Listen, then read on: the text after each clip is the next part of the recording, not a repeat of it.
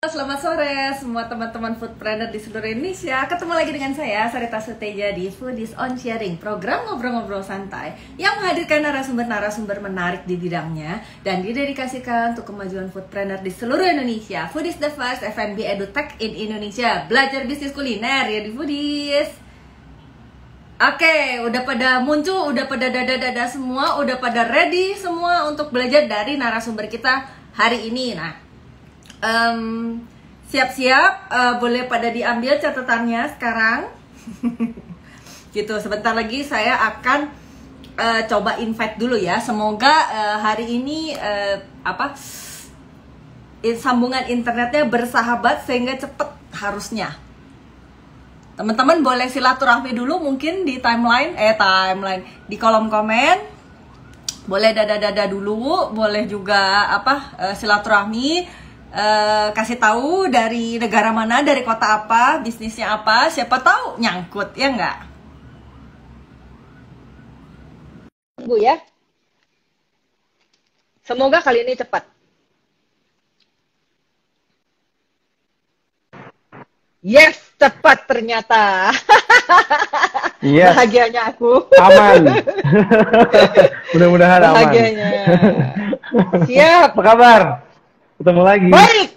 Alhamdulillah, baik ketemu lagi. Gak apa-apa. Yang penting teman-teman yang lagi pada nonton pastinya ready ya. Ayo ambil catatannya. Dan semoga topik kita sore ini kan sebenarnya peluang bisnis kopi di Indonesia. Pastinya akan seru banget. Yep. Nah, ya kan kalau ini enakan dikenalin lagi nggak ya? Gak apa-apa lah. Kenalan singkat lagi kali ya, tapi nggak usah dipanjang lebar. Paling mungkin kenalan lagi, Irfan siapa, bisnisnya apa aja, sok, monggo. Oke, aku Irfan Helmi, aku co-founder dari Anomaly Coffee dan Pipiltin Cocoa. Nah, segitu dulu mungkin. Cocoa. Coklat ya? Coklat, betul. Ya, kopi tapi, dan coklat, moka. Kok moka? Apa tuh? Kopi dan... Oh, oke. Di sini dia moka. Ya. Itu agak-agak ini nih kopi dan coklat. Oke. Nah, kan sore hari ini ngomonginnya kan tentang peluang bisnis kopi di Indonesia. Nah, tapi kayaknya enakan bahas dulu basic-basic kopi kali ya. Kan nih kalau gua kan bukan anak kopi nih, bukan anak kopi. Bukan anak kopi, jadi pastinya nggak terlalu ngerti banget tentang kopi. Nah, kayaknya kan katanya kemarin gue ngobrol sama siapa ya lupa bilang katanya wah kalau Irfan mah udah dewanya kopi. Halo. Ya ampun, serem amat dewa. Serem. Iya, katanya udah master banget gitu katanya gitu. Nah, makanya pastinya kan lebih paham soal kopi lah ya gitu kan. Nah, mungkin amin. Basic dulu aja. Kan kalau misalnya teman-teman orang awam nih, contohnya kayak gue, kayak gue sama beberapa teman-teman lain kan bingungnya kalau ngomongin soal kopi itu kan sempat dengar istilah ada Robusta, ada Arabica. Jelasin dulu dong Arabica Robusta itu apa dan bedanya apa?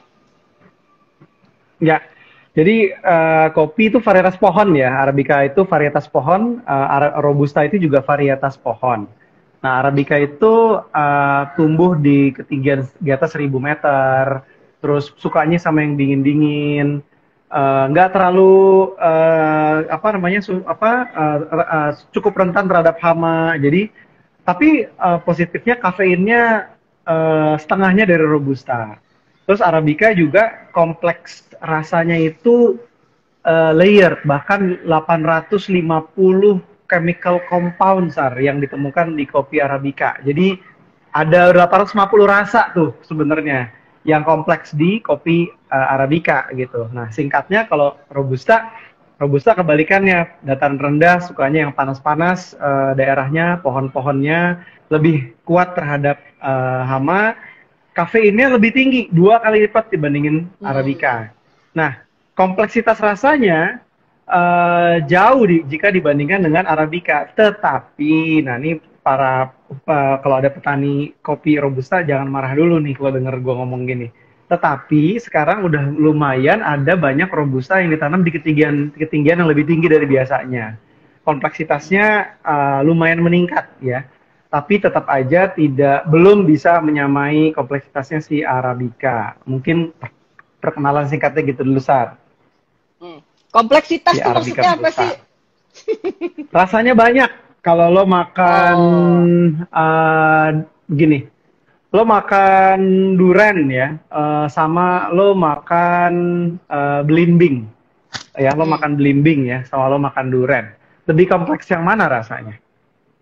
Duren kalau buat gue. Oke. Salah nggak? Kenapa? Salah ya? Gue juga setuju. Kenapa? Karena durian itu ada fermentasi, ada manisnya, ada pahitnya, ada asemnya, ada aromanya yang wah luar biasa gitu. Walaupun ada juga orang yang nggak suka, tapi itu kan subjektif. Tapi kalau belimbing misalnya, apalagi belimbing muda gitu ya, buat rujak nih ya, belimbing muda kita ambil, rasanya tuh ya asem, udah gitu, kayaknya ya udah citrik gitu, rasanya asem. Nah makanya di kopi itu untuk bisa mengurai rasa itu ada sampai ke sertifikasinya tuh, Sar. Q grader, quality grader, ada juga R grader, robusta grader, supaya bisa mengurai cita rasa dari kopi itu sendiri. Itu yang dimaksud kompleksitas. Yes. Berarti ada sertifikasinya tuh ya. Jadi untuk yang ibaratnya kayak ahli di Arabica sama ahli di Robusta itu sebenarnya beda ya sertifikasinya ya. Betul, skill setnya tuh beda. Tapi bisa jadi dimiliki oleh satu orang yang sama ya. Ini kayak kalau lu ngelotok gitu ya? banget nih. Kayak lu. Gue belum R grader. Baru Q belum. grader. Itu Baru Q. juga mesti kalibrasi lagi, ujian lagi karena kan tiap 3 tahun expired ya. Nah, tapi karena pandemi ini jadi bingung cuppingnya gimana nih. jadi ketunda kalibrasi Q gradernya. Iya. Oh iya ya, benar juga ya. Oh iya ya. Jadi gue bilang Q grader juga gue nggak sah sebetulnya. Karena belum kalibrasi. Enggak, sah dong. Kan bisa ditulis Q grader tahun berapa sampai berapa gitu kan. Bener juga loh, gue gak kepikiran tuh. Bener juga. Iya dong. Iya kan, jadi periode segini sampai segini gitu kan. Oke, bener, anyway gitu. Kan kita tadi udah ngomongin Arabica, udah ngomongin Robusta sama kompleksitas dan lain-lain. Nah, tapi ini ngomongin untuk pebisnis kuliner aja lah, biar gampang ya. Nah, sebenarnya kalau paling banyak yang dipakai untuk racikan kopi atau yang paling sering kita jumpai di di kafe-kafe kopi pada umumnya itu yang mana sih sebenarnya? Oke, gue sebut aja brand-brandnya ya, dan beberapa gue langsung sebut juga kira-kira perkiraannya Robusta atau Arabica atau malah blend ya. Kayak Anomali kita masih fully Arabica, dan kita bahkan Arabicanya itu specialty grade, Sar. Jadi yang cupping score-nya, jadi kan tadi kan ada Q grader ya, di cupping score tuh tinggi gitu ya. Nah, 80 poin ke atas disebutnya specialty grade. Nah, itu ada beberapa coffee shop tuh. Misalnya si Anomaly Coffee, Common Ground, Tanah Merah, 115, dan lain-lainnya lah gitu. Walaupun kompetitor tapi kita sebut karena yang bersaingan itu cappuccino-nya, orang-orangnya jangan terlalu banyak bersaing, mungkin temenan aja. Terus habis itu ada juga kopi misalnya apa yang teman-teman banyak tahu juga mungkin Tuku ya. Tuku itu setahu saya untuk kopi susu tangga itu masih fully Arabica dan Aceh, bahkan gue tahu originnya ya karena memang dikasih tahu ya sama si Tukunya. Terus kalau misalnya contohnya kayak kopi kenangan itu kayaknya blend antara Arabica sama Robusta. Nah, intinya tuh apa sih? Intinya tuh gini, kita mesti tahu dulu market yang kita mau tuju sih. Kita coba ngomong ke Starbucks juga ya. Starbucks tuh pakai apa? Setahu gue ya dia Arabica gitu, full ya di kafenya dia. Tapi kok rasanya beda banget sama Arabica yang lain. Nah, kalau Starbucks itu memang roastingnya itu agak dimatengin. Nah, balik lagi nih, mau Robusta, Arabica, mau blend Arabica Robusta, skornya roastingnya mau segelap apa, itu semuanya tergantung banget sama market. Kemudian marketnya itu menentukan menu. Dari menu itu baru kita tentukan mau Arabica, Robusta, mau di blend, roastingnya matang atau enggak. Contohnya gini, singkatnya. Starbucks deh, dia Arabica loh, dia mestinya rasanya asam, ya. Tapi kalau lo minum kayak misalnya ice latte-nya dia gitu, rasa asamnya kalau gue pribadi ya gue cari-cari mana ya rasa asamnya. Tapi kalau minum frappuccino-nya dia pas, cocok. Kalau gue suka frappuccino-nya dia. Gitu loh. Karena apa? Memang Starbucks itu mungkin didesain itu untuk minuman-minuman yang frappuccino around menu itu gitu. Jadi memang perlu pahit. Walaupun Arabica, ya Arabicanya roastingnya mesti yang matang. Karena kalau misalnya nggak pahit dicampur sama sirup yang banyak, susu yang banyak, es batu yang banyak, nanti rasa kopinya kemana dicari-cari sama orang nggak ketemu gitu. Jadi semua itu tergantung dari market, kemudian setelah market kita tentukan menu, setelah menunya kita tentukan baru untuk bisa mencapai menu itu gue pakai kopi apa dan roasting yang seperti apa ya gitu. Nggak ada bener, nggak ada salah, semuanya preferensi. Ya, ya, ya, ya. Berarti mungkin harus dicari tahu dulu si marketnya dia itu sukanya yang tipenya kayak apa kali ya? Apakah yang kayak tipe-tipe frappuccino itu gitu ya? Atau misalnya tipe-tipe yang minum kopinya sukanya yang pahit misalnya, atau sukanya yang apa tadi asam, sukanya apa baru di ini ya, apa maksudnya di curate, apa nama curate apa di blend, diracik. Oh ya, diracik. Nah, terus apa gua nanya lagi nih, sebenarnya ada satu hal yang gini. Yang mungkin orang ini gue mewakili kaum awam yang nggak terlalu ngerti kopi ya. Gitu. So nggak tahu deh bahasa. Kita semua tahu kayak tahu kopi deh, banget malah. Nggak terlalu jago gue. Nggak gini. Terus kan ada lagi nih ya, ada istilah namanya apa namanya single origin, ada namanya house blend gitu ya. Nah itu sebenarnya enakan yang lo yang ngomong, saya dibanding gua, takut salah gua ngomongnya apa. Nah kalau single origin itu apakah yang dinamakan harus ada apa namanya asal-asal daerahnya, atau sebenarnya single origin tuh apa sih sebenarnya? Dan kalau misalnya house blend itu kira-kira gitu ya, apakah memang mutlak dimiliki oleh satu brand aja atau gimana? Ya, jadi single origin itu adalah satu produk, bisa kopi atau kacang atau madu atau apapun ya. Kita ngomongin kopi lah sekarang. Tapi yang berasal dari satu daerah spesifik dan tidak boleh digabung dengan daerah yang lain. Tujuannya apa? Tujuannya itu supaya kita kenal rasa dari daerah spesifik tersebut. Nah, kalau misalnya rasa dari daerah spesifik tersebut itu kok misalnya nih berganti-ganti gitu ya. Dia bilang gini, dia nggak sebut single originnya, terus kemudian rasanya kok ganti-ganti gitu. Ya mungkin juga berarti kopinya dia dari origin yang berbeda-beda. Contohnya gitu ya, singkatnya. Tren di masa depan ngomongin soal single origin. Walaupun nanti kita ngomongin tren, tapi gue colek-colek dikit sekarang ya, sekarang nggak apa-apa ya. Karena nyambung banget nih sama single originnya yang kita lagi omongin. Kayaknya ke depan itu gue percaya ya, single origin itu bakalan deras, trennya ke depan bakalan keluar. Kenapa? Lihat aja dari brand-brand gede. Contohnya lagi, gue kasih contoh lagi Starbucks lagi. Starbucks dulu kan sebenarnya dia kena ke second wave ya. First wave coffee itu kan zamannya kita minum saset. Second wave coffee itu kayak kita ngomong ngopi di cafe kayak Starbucks. Third wave itu kayak ngopi di Anomaly atau di Dua Coffee gitu misalnya gitu ya, di kafe-kafe yang lebih lebih dalemin lagi lah ceritanya tentang perkopian itu ya, experience-nya. Tahu nggak apa yang Starbucks lakuin? Dia buka reserve, Sar. Apa tuh reserve? Reserve itu ya the third wave-nya coffee by Starbucks gitu. Coba lihat di reserve itu banyak banget origin yang dia bawa gitu. Bahkan origin kayak yang dari Sumatera Utara itu ada beberapa. Bahkan kopi dari Bali itu kalau nggak salah juga ada di Bali. Nah, di apa namanya, di kafenya dia yang di Bali, gue nggak tahu ya ke jual juga dengan reserve yang lain apa enggak ya. Tapi coba ya kita lirik dulu dari brand-brand gede, karena di sana tuh mereka punya udah punya apa ya disebutnya fasilitas atau infrastruktur untuk ngelakuin survei yang mungkin longer term gitu ya. Kita lihat nih single origin nih nggak akan mundur nih. Jadi kayaknya, dan itu sangat ngebantu petani juga, Sar. Jadi kita nggak bisa mecah-mecahin antara hulu hilir.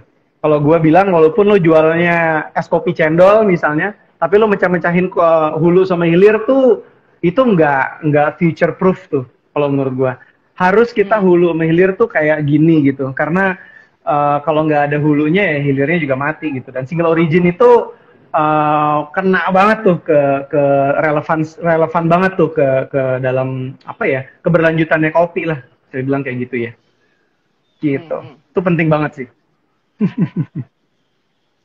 Oke. Blend, Nah, gue belum jawab yang blend. Gue baru ingat, belum jawab yang blend. Blend, gue ini lagi pernah kok ngomong skill bikin origin blend. tadi ya. Iya, Ya. So. blend ya.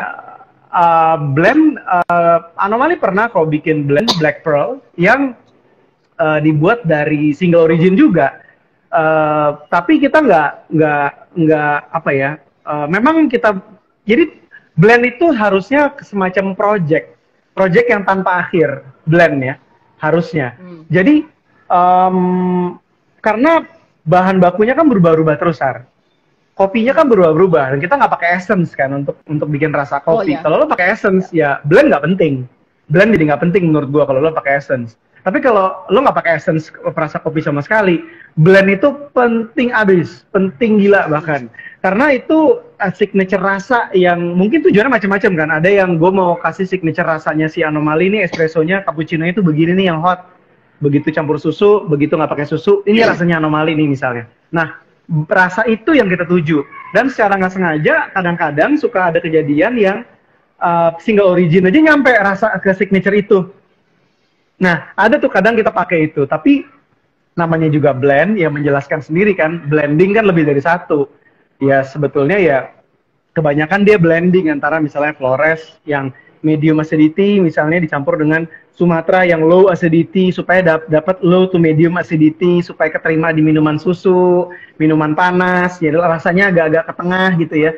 Nah itu tujuannya blend sih, Sar.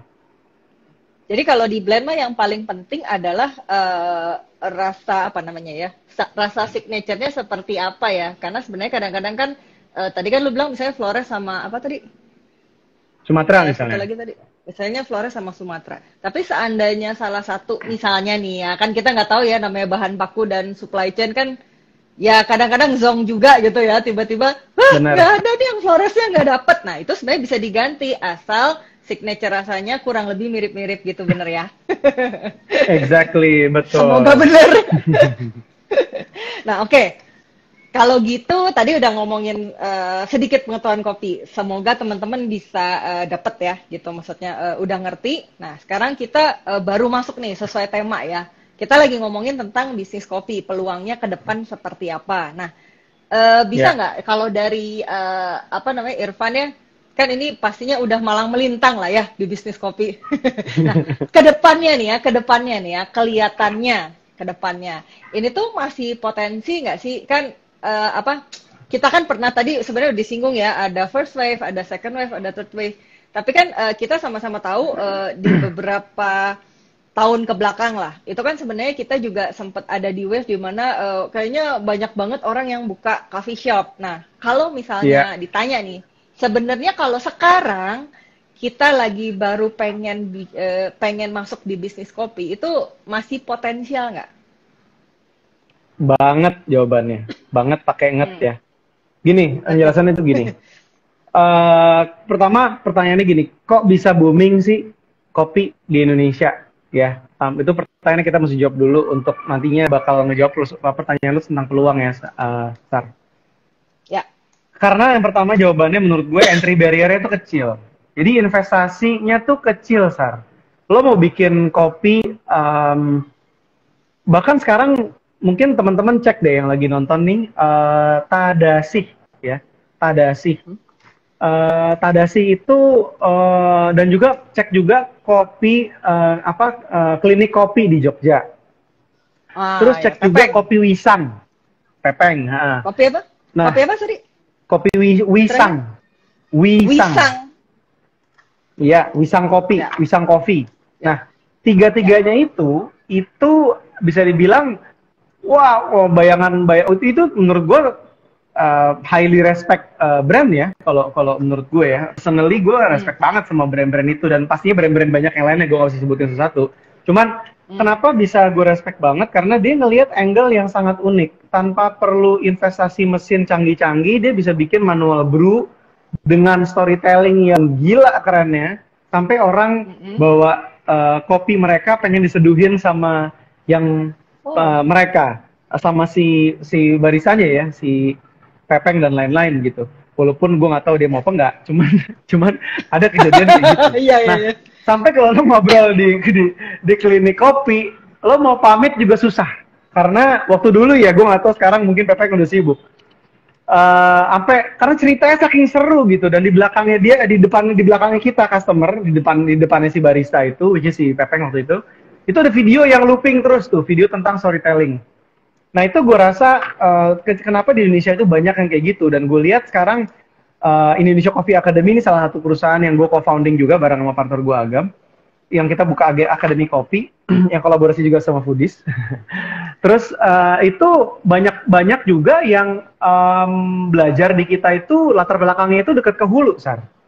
Jadi petani-petani sekarang pada pengen belajar ke hilir. Bukannya mereka mau berhenti jadi petani, enggak. Tapi mereka pengen seneng gitu. Ceritain ke sana. Dan juga entry barrier-nya, investasinya itu kecil. Nah itu salah satu yang banyak banget pendukungnya, di mana kopi itu jadi boomingnya kayak sekarang. Di luar, yang kedua, budaya sosial sama kopi itu deket ya, sosial sama ngopi itu deket banget di Indonesia gitu kan. Kalau di luar negeri, bir, ya kan, kita bukan peminum bir, mereka pulang kerja minum bir gitu kan, itu sosial dengan minuman gandum mereka misalnya, bir gitu. Kalau kita sosialnya pengganti birnya ya kopi gitu, itu juga budaya sosial sama kopi, produk itu dekat banget gitu. Dan itu salah satu tantangan besar di bisnis gue yang satu lagi yang coklat ya, Sarah. Tapi that's a different topic. Nah, budaya makan minuman penutup tuh juga seru. Kita kenal panjang tentang cendol gitu. Jadi makanya kopi susu gula aren mungkin kena banget ke lidah masyarakat, karena memang cendolnya gula aren zaman dulu dari dulu gitu udah pakai gitu kan. Jadi makanan apa sih ketan itu yang pakai lupis aja sirup gulanya pakai gula kelapa atau gula aren gitu. Nah itu mungkin yang juga udah familiar gitu rasanya di lidah kita. Dan juga yang terakhir yang malah yang paling penting menurut gue, kita tuh dekat banget sama penghasilnya, Sar. Makanya kayak orang Medan kalau nggak bikin kopi Medan tuh kayaknya gimana gitu misalnya gitu kan. Terus kayaknya bangga gitu, gue mau bikin kopi Medan, kenapa? Gue mau dari daerah gue tuh beras lagi, nanti gue jual tuh kopi di situ gitu. Jadi kedekatan dengan daerah penghasil dan sense of ownership yang tinggi itu gue rasa yang bikin rekor di dunia ya, konsumsi kopi negara Indonesia tertinggi kecepatannya, peningkatannya per tahun di dunia itu nomor 1. Dunia itu cuma 1 sampai 1, sekian persen per tahun ya. Indonesia itu compounding itu sekitar 8%, 7%. Jadi udah 10 tahun itu 2 kali lipat per kapita, Sar, kita naik. Minum kopinya lo bayangin, nggak sadar lo, cuman lo minum kopi, dari 10 tahun, 10 tahun yang lalu, lo minum kopi 2 kali lipat sekarang.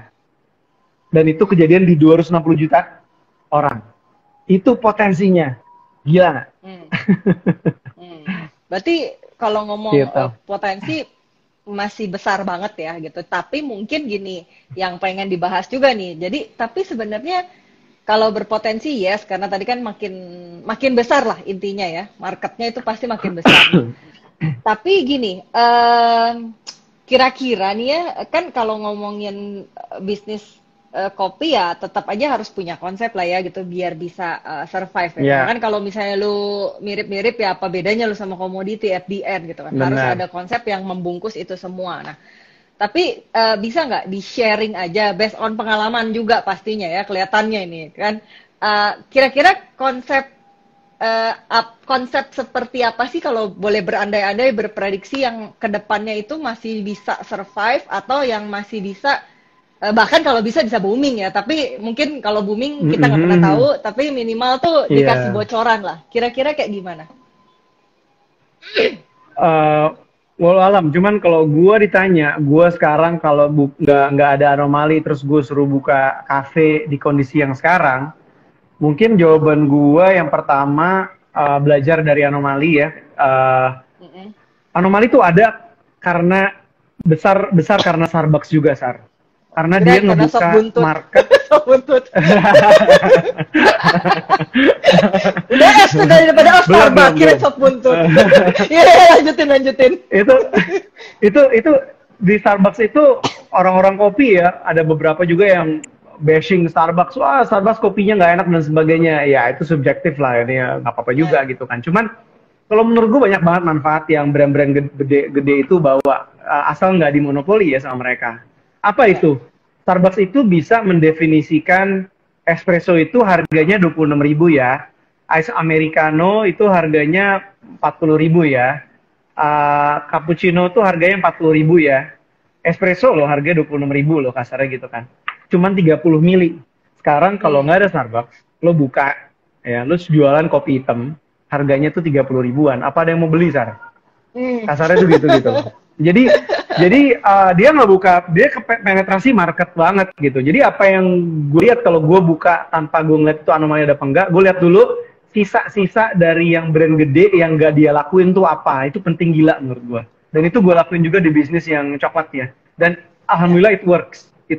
Nah, yang kedua, sekarang tuh udah kuat di digital, ya kan? Udah deh, mesti kuat digital. Walaupun lo benci banget jualan digital, lo jadi mimin, lo males gitu, balas-balesin message gitu. Cuman emang menurut gua masa depan ya digital gitu. Jadi lo selaku founder memang harus mau untuk megang HP, buka toko, ngelayanin orang di situ. Karena itulah gue ketika tahun 2007 gue taking order ke orang dan gue ngejawab pertanyaan dia dan gue bersihin gelasnya dia gitu.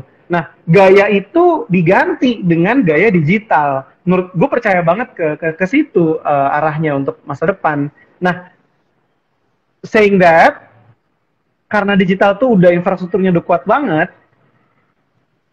sekarang jadi kayak banyak banget yang buat gue berpikir bahwa seluruh brand yang sekarang itu mau muncul, itu harus acting as media massa. Harus acting as media massa menurut gue. Kalau lo mau bahas jadi coffee geek, nggak apa-apa. Tapi bahas coffee geeknya itu selayaknya media massa. Yang menarik gitu. Yang ada rubrik, ini gue ngomong kosong aja ya. Rubrik gosipnya ada ngomongin kopi misalnya.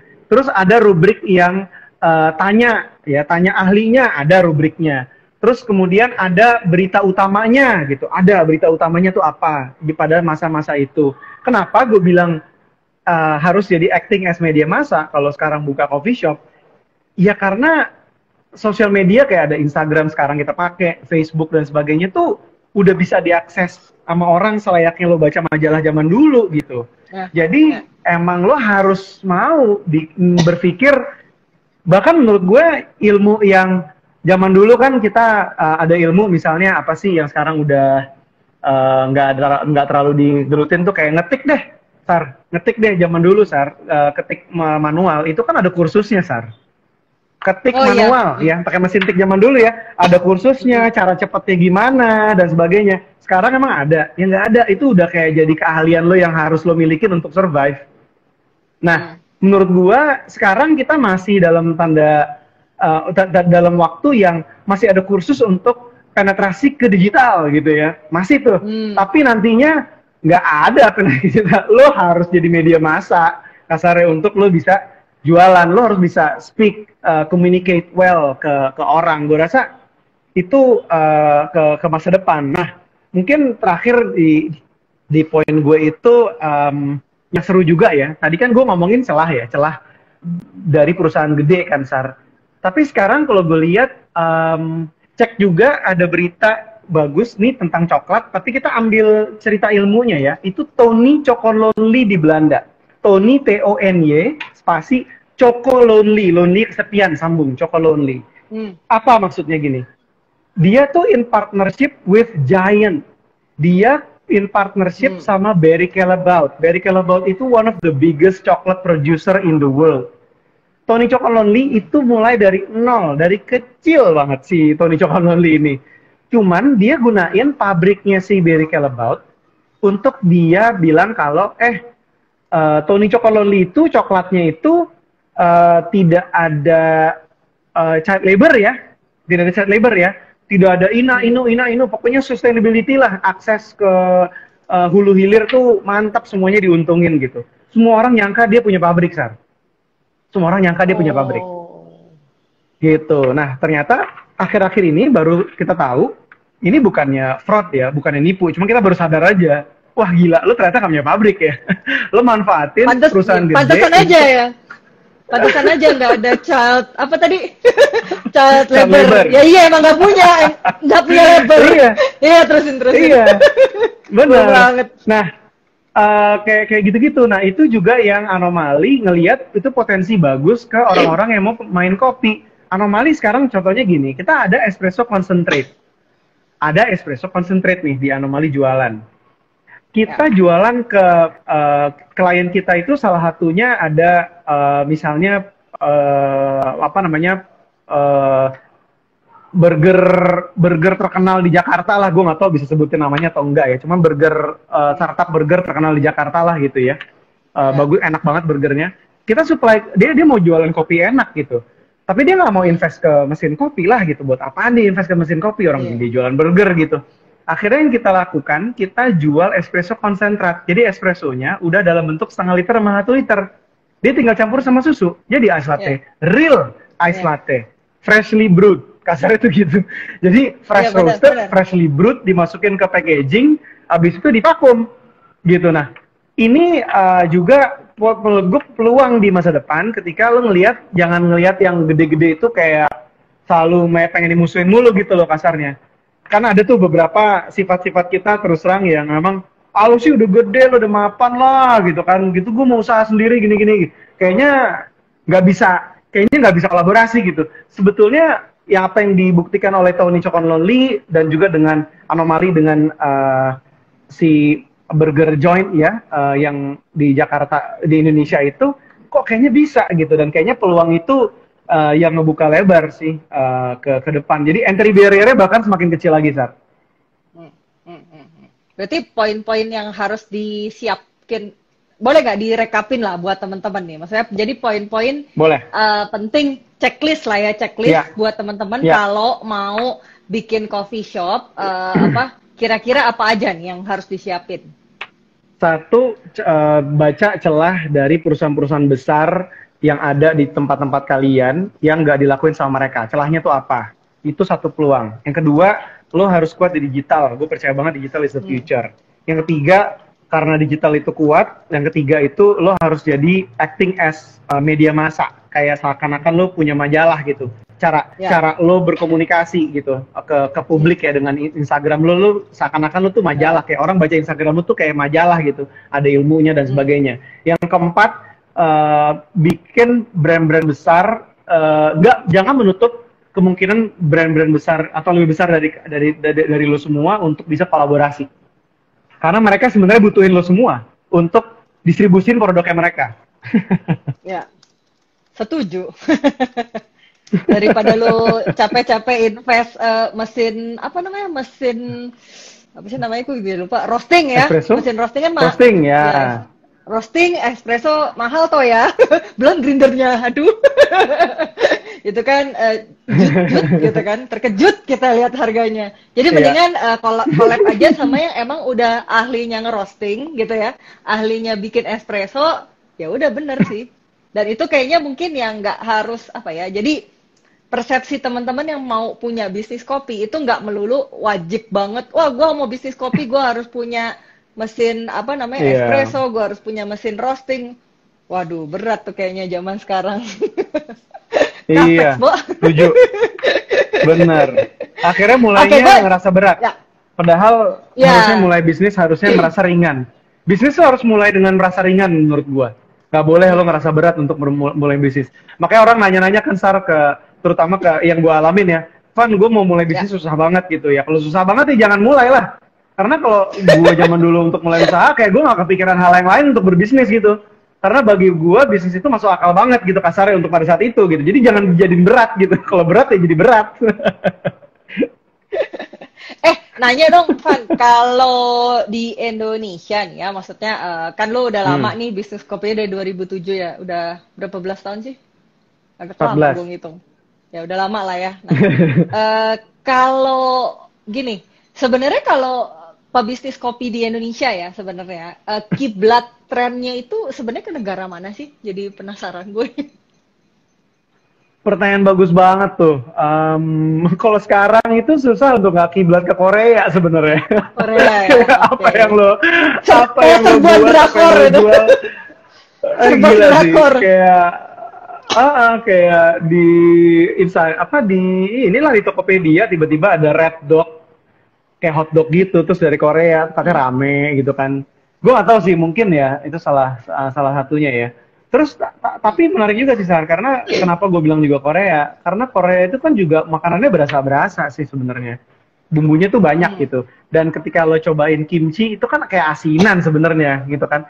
Jangan-jangan ada kesamaan nih antara taste profile kita sama Korea gitu jangan-jangan ya. Jangan-jangan ya. Cuman Asia.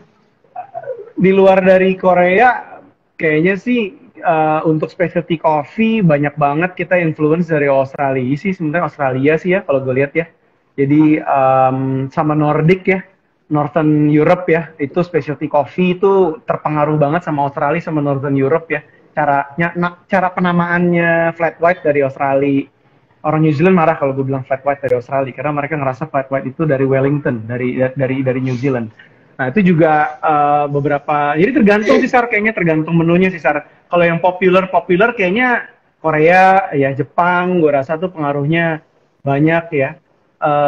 Thai tea aja nggak tahu deh menurut lo gimana tuh Thai tea kan dari Thailand juga ya jadi maksudnya dari Asia juga maksud gue kayaknya lumayan banyak pengaruh sih cuman kalau nyebutin satu yang paling kerasa ya sekarang ya Korea untuk yang popular menu terus Northern Europe sama Australia untuk yang serious coffee drinker.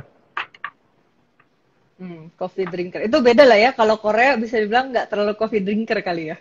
Beda. Jahat gak sih gue. Dia coffee drinker banget. Apa sih? Dia coffee drinker banget. Coffee drinker ya? Dia coffee drinker banget kok. Banyak banget di Seoul kafe-kafe di sana gitu. Partner kita anomali ya di Korea itu kenapa kita sampai punya partner di Korea karena kita juga pengen penetrasi roasted beans ke supply ke kafe-kafenya mereka di sana gitu. Dan itu peluangnya juga bagus untuk kita nyebrang ke Korea. Gitu. Oke. Iya sih, tapi yang kita lihat kan populernya. Tahun berapa ya? Gue jadi lupa gue. Beberapa ya sebelum Covid sih tentunya ya. Pernah ke Seoul juga sih, tapi itu gila banget ya. Bener-bener kayak di gang-gang kecil tuh bener-bener kayak berarakan banget lah sih. Coba kafe-kafe kopinya tuh ngeri banget loh. Kecil tapi banyak banget kan. Kayak kita ngelihat tukang gorengan sama nasi goreng kali ya kalau di Indonesia. Kayaknya gue akan ngelihat kopi itu akan segitunya sih Sarah kalau menurut gue. Kalau kopi belum sampai di Indonesia karena kalau kopi belum sampai sebanyak gorengan di jalan-jalan raya, jalan-jalan atau gang-gang sempit ya. Gue rasa belum selesai sih itu penetrasi kopi di Indonesia sih.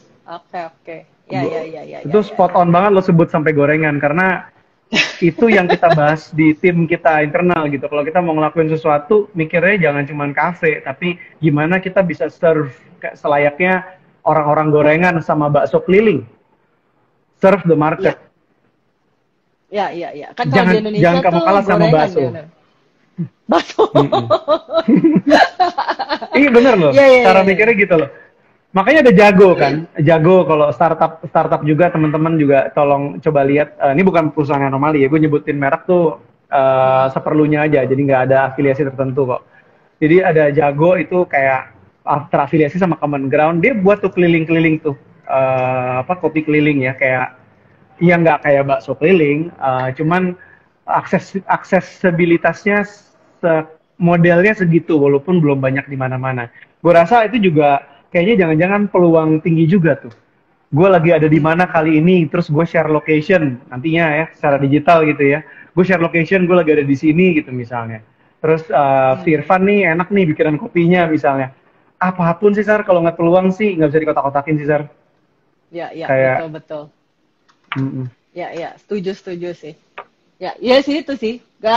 Maksudnya agak kaget juga sih waktu nyampe di Korea. Gue nggak expect sampai segitunya sih, to be honest. Waktu kesana agak shock sih sebenarnya. Hah? Kok ini bener-bener kayak apa nih? Kayak kita lihat warung rokok di pinggiran nggak sih? Banyak banget gitu kan di Korea tuh. Anyway, sekarang oke, kita lanjutin nih ya. Ngomongin tren tadi ada apa dari Korea sama Nordic. Sama Australia, Melbourne mungkin yang dimaksud ya atau Melbourne, betul. benar ya? Melbourne ya, betul. Gitu. Common Ground ya kalau nggak salah dari sana juga. Kalau gua nggak salah inget bener nggak ya? Bukan, Saint Ali Oh dari nggak ya, beda. sana. Oh ya Senali Bukan. ya. Saint Ali dari sana. Nah, Saint Ali buka di Indonesia kerjasamanya sama teman-teman dari Common Ground. Ya. Sama, Gitu. ya ada beberapa lah kalau nggak salah Tobis Estate sama juga deh kalau nggak salah ya dari sana ya. Exactly, benar.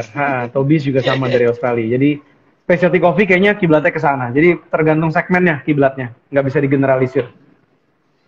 Oke, jadi mungkin teman-teman kalau mau sedikit survei lah, apa namanya, lihat-lihat kira-kira yang si Irfan ngomong tadi apa aja, nah dicatat terus di googling abis itu ya, biar kebayang kayak gimana maksudnya.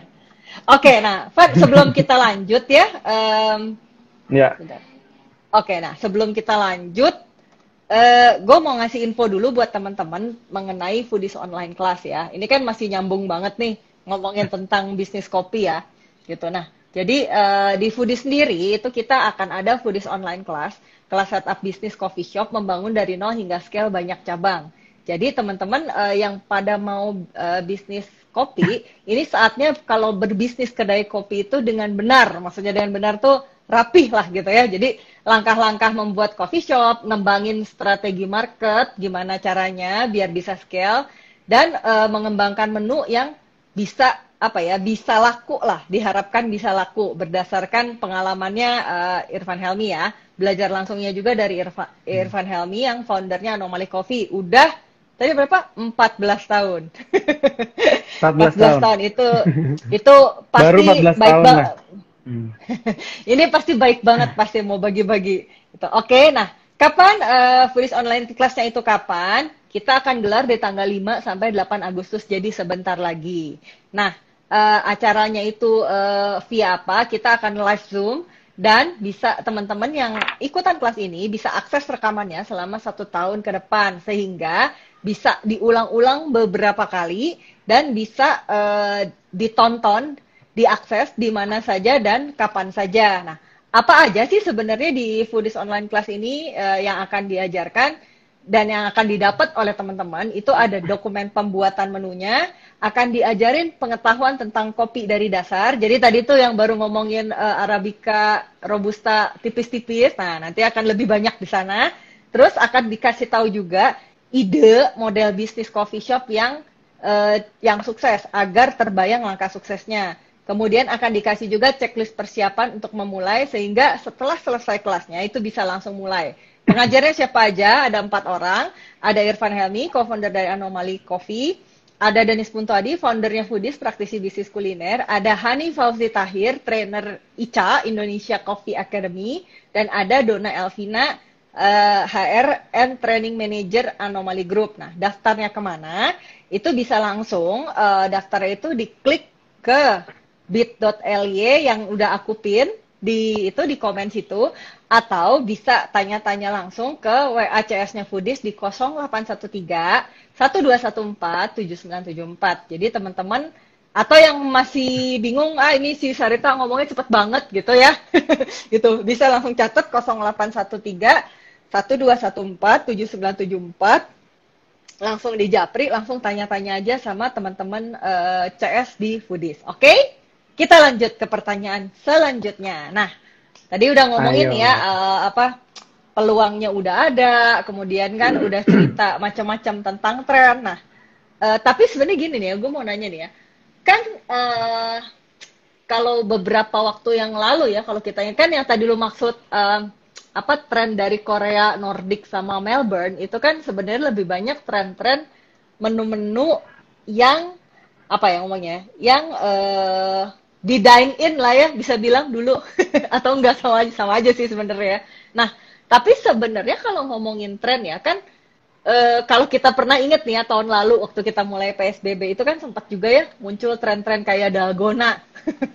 Kalau masih inget ya. Bener Ingat banget awal-awal tuh benar semua orang bikin dalgona. Ngaduk loh sampai berapa kali adukan gitu. Pegel. Tapi nah, itu tuh sebenarnya ini gue minta komen lo aja sih Irfan Helmi lah gitu. Itu sebenarnya apa yang ngomongnya ya gini. Jadi kalau misalnya kita yang lagi bisnis kopi itu kira-kira kepikir nggak sih gimana cara menunggangi tren dalgona itu? Karena kan sebenarnya kalau waktu itu kan banyak yang bikin tutorialnya itu kan pakai yang kopi apa namanya? Kopi yang sasetan kecil itu kan? Iya, kopi instan. Iya. Betul. Kopi instan. Nah, Mm-mm. kira-kira kalau gua nggak tahu sih kalau anomali dulu sempet nebeng nggak sih di wave-nya dalgona itu? Kita belum sempet nebeng sih. Oh, belum sempet nebeng. Mungkin karena kita lihat customer kita juga nggak expect kita akan nebeng ke kopi dalgona. Nah, Mungkin ya ke sana ya, ya. gitu. Jadi ketika kita lihat satu tren itu, tren itu bukan tujuan ya. Tren itu alat ya untuk mencapai tujuan kita. Jadi kalau trennya nggak sesuai dengan tujuan kita ya kita nggak usah pakai tren itu, nggak usah nunggangin tren itu sama sekali gitu. Kayak sekarang di luar kopi deh, baru aja lewat nih tren kue Apa pakai tuh? lotus. Berasa nggak lo? Sar? Ah, Semua iya kue benar. pakai lotus. Kopi pakai lotus nggak? Iya kan? Semuanya pakai lotus gitu. Jadi perlu nggak misalnya kayak anomali tiba-tiba ngeluarin minuman yang pakai lotus gitu? Ya bisa iya bisa enggak sih, sebenarnya tergantung lo cara ngeliatnya gimana. Tren itu menurut gue banyak baiknya untuk kita lihat, tapi dengan ekspektasi yang mesti di manage. Jadi tren itu tidak serta-merta mengubah hidup kita. Tren itu kita gunakan di anomali selayaknya untuk ngingetin orang kalau anomali itu ada bagi yang lotus misalnya. Kalau anomali ikut-ikutan lotus misalnya nih ya, kemarin kan enggak ya. Terus anomali ada lotus, kalau lotus kan ada pilihan di anomali misalnya. Terus anomali ada apa namanya cookie and cream tuh yang Oreo misalnya. Bagi yang suka Oreo cookie and cream misalnya ya by the way anomali ada gitu. Tapi nggak akan merubah keadaan hidup dan mati lo gitu. Jadi Ya. memang untuk membantu presence. Nah, kalau di perusahaan-perusahaan besar itu presence-nya itu beriklan, kalau di perusahaan-perusahaan kita, presence-nya itu dengan inovasi menu-menu baru supaya diomongin orang, gitu. Karena budget iklan kita minim. Nah, itu ngakalinnya tren kayak gitu sih, Sar. Jadi, Ya. ride the wave-nya itu tujuannya kayak layaknya analoginya perusahaan besar itu beriklan. Untuk presence aja sih sebetulnya kalau gue bilang. Ya. Minimal keep relevan dengan kondisi yang terkini kali ya. Apalagi kalau target Iya. market kita anak-anak Gen Z ya, yang pengen eksis gitu kan. Benar. Terus dia gini, mereka cari kan di Instagram misalnya, dalgona. Kan syukur-syukur tuh keluar misalnya kopinya Losar misalnya. Iya kan? Ya. Kopi Sari misalnya ada Cafe Sari misalnya. Begitu gue nggak tahu Sari Cafe itu apa, dan gue gue nggak tahu sama sekali itu, belum pernah cobain juga. Tapi gue lagi penasaran dalgona apaan sih. Begitu gue search dalgona, keluar deh Cafe Sari. Apaan nih, gue klik fotonya menarik. Oh, dalgona juga. Oh, dekat, bisa diantar ke rumah gue mau gitu. Jadi itu presence itu maksud gue. Jadi gimana caranya kita beriklan dalam tanda kutip tanpa perlu mengeluarkan budget, itu salah satunya dengan cara mengikuti tren yang relevan dengan market kita sendiri ya. Kurang lebih gitu. Setuju. Ya. Jadi kalau dulu anak-anak marketing suka nyebutnya ambush marketing. Jadi yang sponsornya siapa, yang nunggangin wave-nya siapa. Nah, benar. Dan itu sebenarnya banyak positifnya kan, Kak. Jadinya berjamaah kan. Jadi rame-rame ya. Nanti kalau misalnya Lotus misalnya habis, gue sebagai bisnis F&B, gue berharap akan ada tren lagi yang baru. Sekonyol apapun harus ada tren supaya ada lagi nanti kebersamaan kita, ngangkat lagi gitu. Jadi pasti salesnya kita semua berjamaah naik kok. Ya. Setuju. Gitu. Abis dalgona, Lotus ya. Ada satu tren yang gue lupa ngomongin malahan. Apa? Yang dari China, China, Taiwan bubble tea. Boba. Itu juga boba. Itu juga gue nggak tahu ya bertahan itu sampai kapan. Tapi gue rasa gue nggak ngerti soal F&B market segitu segitunya ya Sar ya. Dan gue yakin lo sama Rex sama teman-teman di Foodies tuh honestly ya, gue yakin lo semua lebih tahu gitu. Tapi gue ngerasa kenapa si boba itu bertahan cukup lama trennya, karena memang ada familiarity Sar dengan kita memakan cendol, dengan kita memakan cincau misalnya. Ada familiarity dengan kita makan apa tuh kalau buka puasa tuh es campur Tajil. itu loh yang iya takjil itu kan udah apa ada susunya, kasih SKM, ada warna pink, sirup warna pink, sirup pisang apa tuh gue lupa. Terus ada apa? Ada pacar Cinanya, ada nata de coco-nya, ada apanya. Nah, itu ada familiarity sebetulnya sama si boba. Kayaknya ya, itu yang menjadiin boba itu juga umurnya panjang di marketnya Indonesia. Nah, itu juga leads to ke pendapat gue yang kalau ngomongin tren, coba deketin ke familiarity budaya kita. Jadi jangan serta-merta, oh Korea lagi ngapain, gue akan ikutin. Tapi coba gayanya Korea mungkin, cara ngomongnya Korea, tapi rasa dan teksturnya itu agak-agak ada familiarnya gitu dengan marketnya Indonesia. Itu gue rasa juga penting sih. Jadi ngadaptasi kali ya. Jadi jangan serta-merta kalau di sana apa ngomongnya ya. Kalau di sana mungkin asam banget. Nah, kalau di sini mungkin kalau orang kita sukanya lidahnya apa sih? Kayaknya nggak asam-asam banget. Ada manis-manisnya boleh lah ya dicampur dikit. Iya, benar. Atau kalau makanan gurih-gurih dikit lah ya. Jangan hambar-hambar banget. Micin. Micin. Gurih kan jadinya kan. Gurih, asinnya asin gurih gitu. Iya. Nah, oke. Nah, ini mendekati akhir nih ya. Kira-kira ya, boleh lah ya nanya dikit, apa sih sebenarnya rencananya Anomaly Coffee ke depan? Nah, gini, Anomaly secara organik kita tumbuh yang berawal dari satu kafe, 25 kursi, satu mesin roasting, satu mesin espresso. Sekarang kita ada 3 company. Yang pertama itu si Anomaly Coffee as a brand. Yang kedua itu kopi asli Indonesia, kita sebagai trader. Jadi kita import mesin, jualan biji kopi yang roasted dan sebagainya lah gitu ya untuk para orang-orang yang memang nggak mau roasting sendiri. Yang ketiga itu si Indonesia Coffee Academy yang memang gimana kita sharing knowledge gitu untuk sama-sama majuin industri kopi karena pasti semuanya menang, nggak ada yang kalah. Nah, masing-masing itu punya peluang sendiri-sendiri di masa depan. Cuman gue singkat sedikit aja.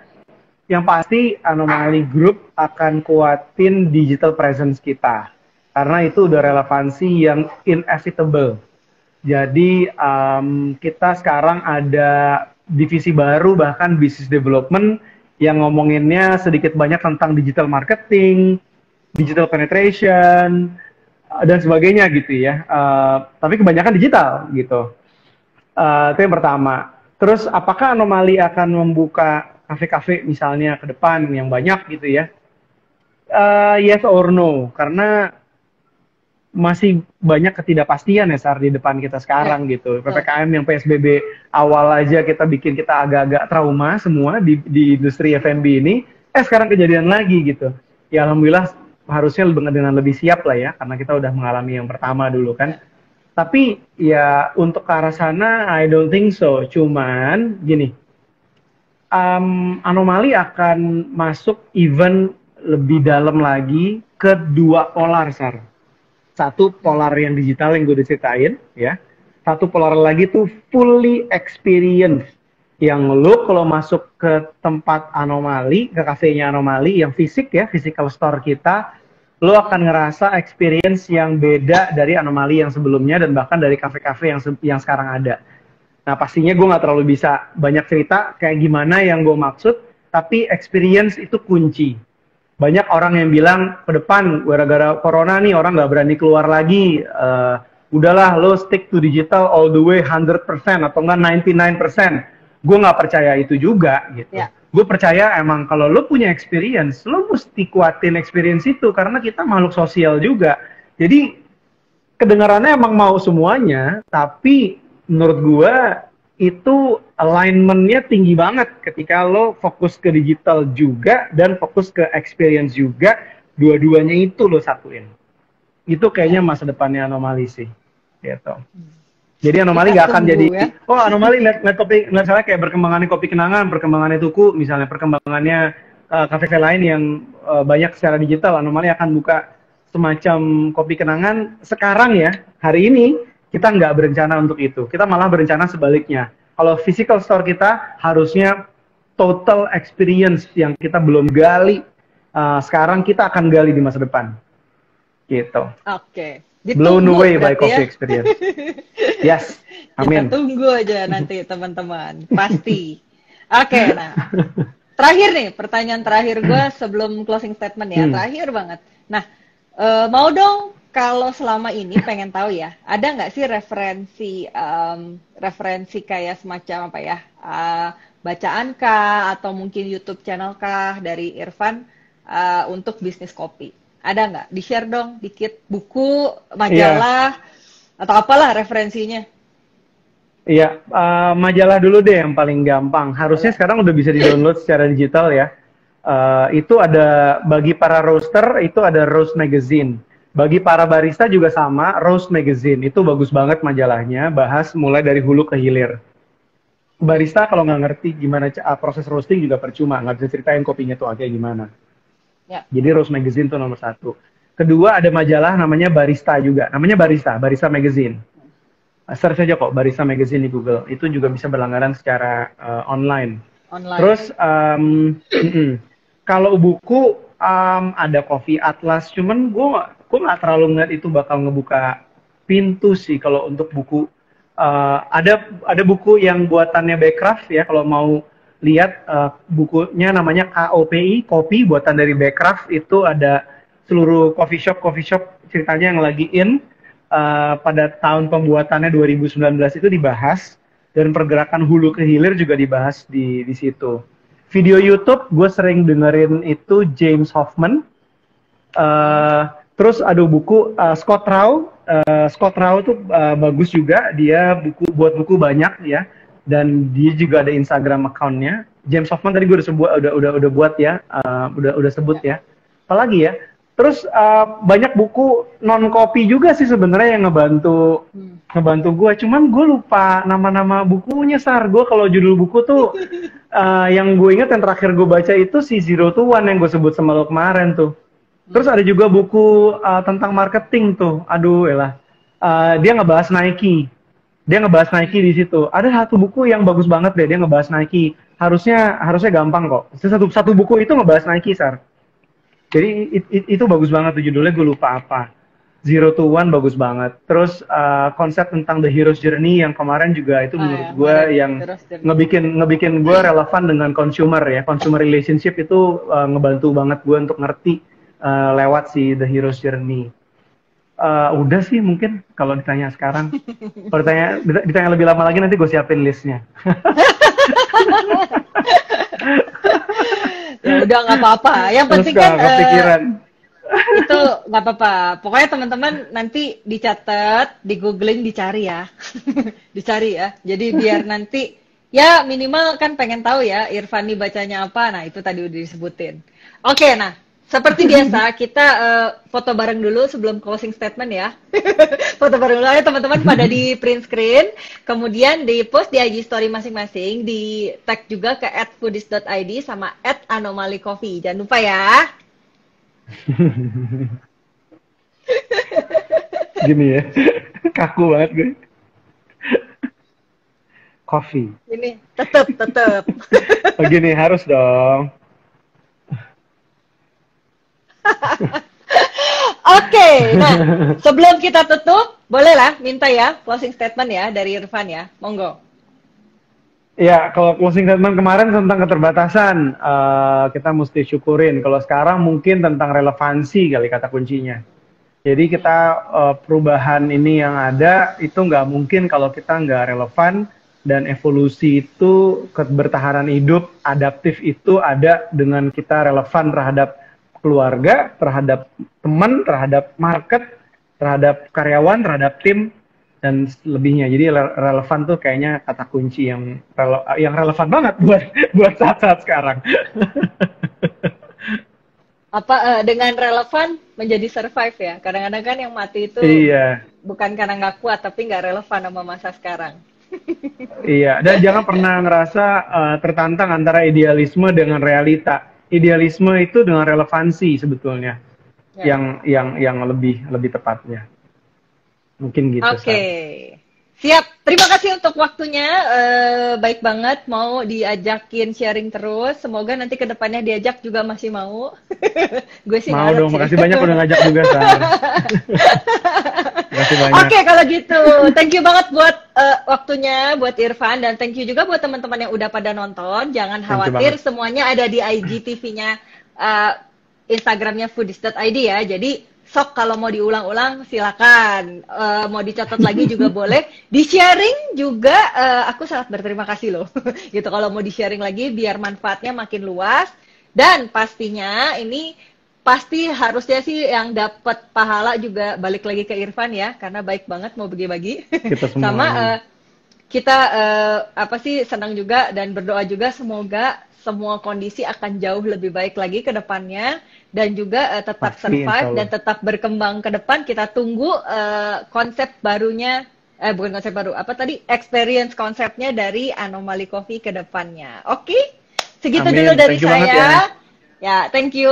Kemudian sampai jumpa di Foodies on Sharing selanjutnya dan maju terus pebisnis kuliner Indonesia. Selamat sore. Semangat.